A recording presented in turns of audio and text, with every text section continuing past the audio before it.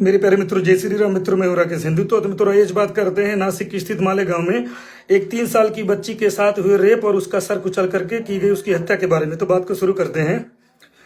इस घटना के बाद और ऐसी जब भी कोई घटनाएं होती हैं तो हर बार मुझे भारतीय होने पर शर्म की अनुभूति होती है। जी हाँ, आपने बिल्कुल सही सुना। मैं भारतीय नागरिक होने पर शर्म महसूस करता हूं, क्योंकि सबको पता है और ये बात किसी से छुपी नहीं है कि हमारे संविधान की धाराएं, हमारे संविधान का मानवाधिकार, हमारे संविधान की वो धारा जो अपराध साबित होने के बाद भी अपराधी को खुद को बेगुनाह साबित करने का मौका प्रदान करती है। और इस वजह से मैं बहुत आहत हूं, क्योंकि उसके माँ बाप के ऊपर क्या बीत रही होगी यह मुझे अच्छे से पता है। मैं इसका एहसास कर सकता हूं और इस घटना से मैं इतना आहत हूं कि मैं इसका जिम्मेदार संपूर्ण तरीके से संविधान को ठहरा रहा हूं। कुछ लोग बोलेंगे कि संविधान का अपमान है ये, तो अपमान नहीं है। दरअसल बात इतनी सी है कि मेरी नज़र में किसी भी बच्ची की इज्जत और उसकी जान से ज़्यादा कीमत संविधान के सम्मान की नहीं है भाई। अब वही होगा जो हर केस में होता है। कानूनी प्रक्रिया के तहत कार्रवाई होगी, उसको अरेस्ट किया गया, केस चलेगी, तारीख पे तारीख चलेगी। जबकि ज्ञात हो कि बच्ची के माँ बाप बेहद गरीब हैं, तो सीधी सी बात है, पैसे कहाँ से लाएंगे, कौन उसको सपोर्ट करेगा, अच्छा वकील कहाँ मिलेगा? क्योंकि भारत में हर चीज़ें बिक जाती हैं और कानून भी बिक जाता है। ये सोचकर मुझे बहुत दुख हो रहा है। और कुछ लोग कहते हैं कि भाई फालतू चीज़ें में टांग क्यों अड़ाऊं। तो मैं उनको कहना चाहता हूं कि तुम कुत्ते हो, क्योंकि कमाने खाने अपना पेट भरने से मतलब सिर्फ कुत्ता रखता है। मैं इंसान हूं और बहुत पढ़ा लिखा हूं, हाई एजुकेटेड व्यक्ति हूं। और इतना सब होने के बाद मुझे किसी भी गरीब या अमीर, किसी भी महिला, छोटी बच्ची के साथ मेरी संवेदनाएं हर स्थिति में, हर समय पर जुड़ी रहेंगी।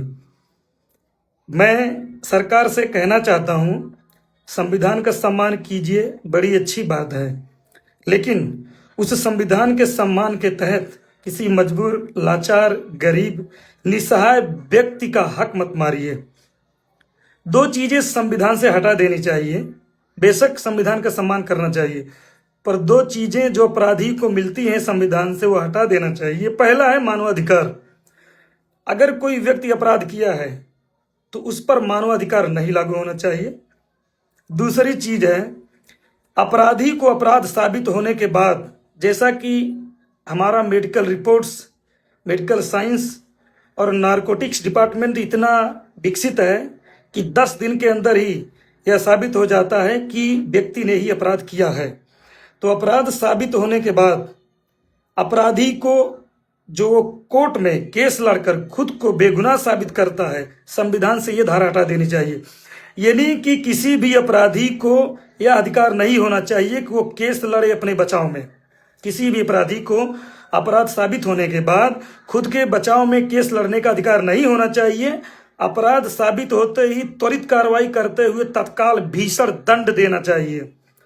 और भाई, दंड का प्रावधान अगर संविधान में नहीं है, कानून में नहीं है, आईपीसी में नहीं है, तो मेरी विनती है, सरकार से मैं दरख्वास्त करना चाहता हूं, भारत के सभी एमएलए एमपी से, कि मुझसे पूछा जाए, सार्वजनिक मंच पर मुझे बुलाया जाए और ऐसे जघन्य अपराधियों के लिए सजा का प्रावधान मैं लिखूंगा।